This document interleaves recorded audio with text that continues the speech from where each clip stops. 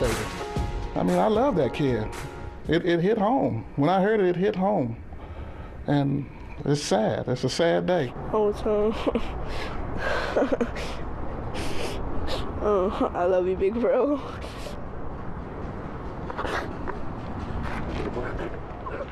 Well, this one hit home for a lot of folks. Family and friends mourning the loss of 15-year-old Jordan Edwards, who was shot and killed by a police officer while trying to leave a party over the weekend. And now investigators are backtracking some of their initial findings after body camera footage shows the officers may have lied about just how this shooting went down. On Saturday, Balch Springs police officers responded to a call about a house party with minors, and when they got there, Edwards was in the passenger seat of a vehicle that was trying to leave. According to the officers, the vehicle was moving toward them. Well, that's when an officer used a rifle to shoot into the car, hitting Edwards, who was in the passenger seat. But now, the police chief says after reviewing the body camera footage that is not exactly what happened. I unintentionally incorrect yesterday when I said the vehicle was backing down the road.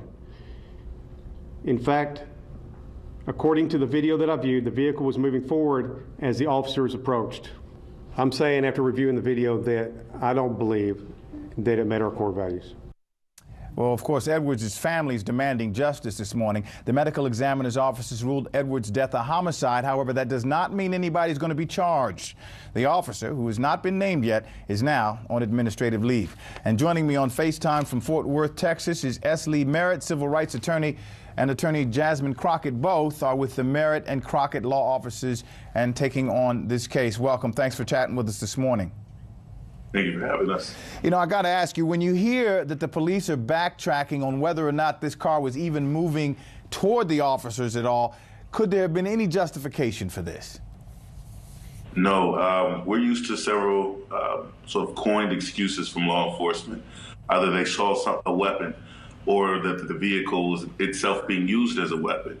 And we know that in this case that there was no discussion of anything that even appeared to be a weapon in the car.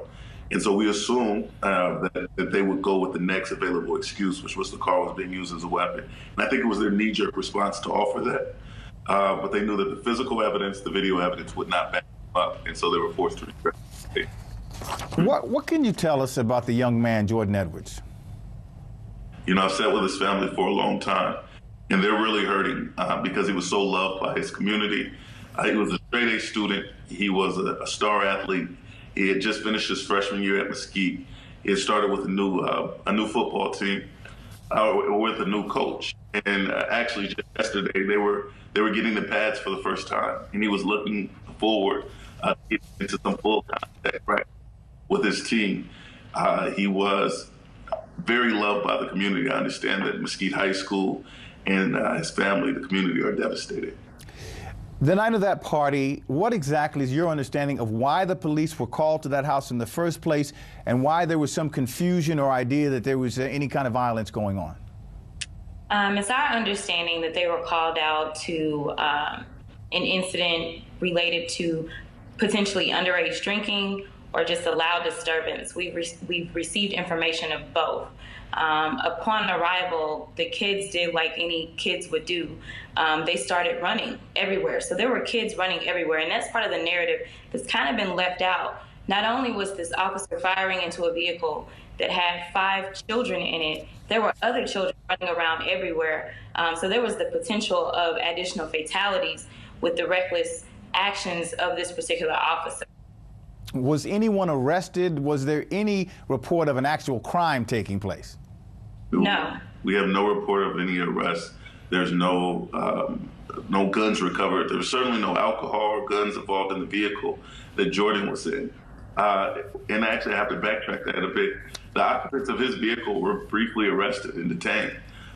His brother and his companions that night, when they flagged down the police to get help for Jordan, they were all arrested. But they weren't charged, and they were held overnight, and they participated in an internal affairs investigation. But they were ultimately released. So what do you have now this morning in terms of the mood of the area and the town and the people who are reacting to this? I think that at this point in time, there's at least some sort of optimism, because historically we've seen these issues arise and we couldn't get any answers. We couldn't move forward. Law enforcement wanted to continue with a false narrative. And under these circumstances, the fact that, within approximately 2 days, we've got the ME ruling it a homicide and the police chief retracting his statements, I think that people are starting to feel like there may be a chance for justice for Jordan in this particular case. Nevertheless, community, as the family, we're impatient about one thing. Now that the false narrative has began to erode, and there seems to be no justification for the shooting, any other citizen who takes the life of another citizen will be in handcuffs by now. So we're calling for the immediate arrest of this officer, unless there's some other facts that we don't know about, and we're certain that there is no justification for the shooting. There's no reason why this officer should still be on the street. All right, let me get one final question here. What would you describe as the relationship between Balch Springs police officers and the town itself? There's a long history of racism, in short. So I don't believe that there was any hope that anything was going to be done that would be satisfactory. So I do feel as if, the citizens feel as if maybe this is a turning point. They do have an African-American female mayor. I don't know how much the dynamic had played into this situation, but I do believe that most people are hopeful that it didn't take, 6 months for us going through protests and things like that for us to actually get some sort of traction in this case. And I do want to add, the police chief took a very bold step in, frankly, deviating from the standard routine of justifying the indefensible. And so it was bold for him to come forward and say, the narrative that we put out at first was in fact false. And I've spoke with the chief on several occasions at this point, and I do believe he has a sincere desire to do what is right.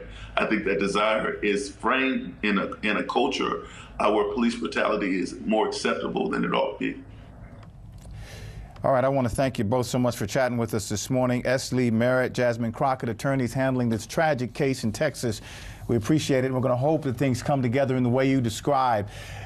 Let's get to our panel. Brandon Cooper is chairman of the Prince George's County Republican Party. Dr. Avis Jones DeWeaver is leadership and strategist and author of How Exceptional Black Women Lead. And Joel Payne is a Democratic strategist and VP for Corvus MSL Group, former director, African American paid media and advertising for the Hillary Rodham Clinton campaign. Let's talk about what went down. And are you satisfied with what you heard from the attorneys? Satisfied means too early to say. I think he's right when he said that the police officers should not be on the streets right now. From what we know, there's no justification for this. And so I definitely, we want to wait and see. I know we see too many of these happening. Eric Gardner, for instance, or Freddie Gray, where charges come and nothing comes out of it. And so I'm hopeful that this changes in this situation. Absolutely. That's what I fear. I mean, it is good that at least there was some video footage here that was able to sort of uncover the lie that was initially told by the police officer who was guilty of this shooting. Now we have to see if justice will actually come, and quite frankly, I'm not very confident about it. So often in these cases, there's sort of a fog of war, if you will. You're not sure exactly what happened. You can't really see. There's the idea that the person involved has a long criminal record, all of these things. None of that is the case this time around.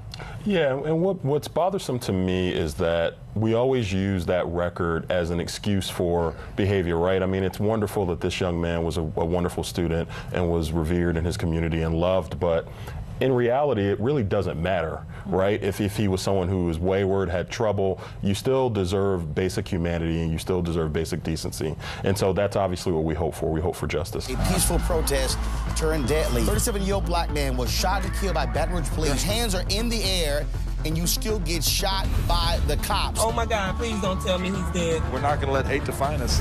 Race is a big part of this. If truly all lives matter, then all lives need to matter equally. What we require is action. What we require is accountability. We understand that black lives do matter, and we will keep focused on this issue. NewsOne Now, every weekday morning at 7 on TV1.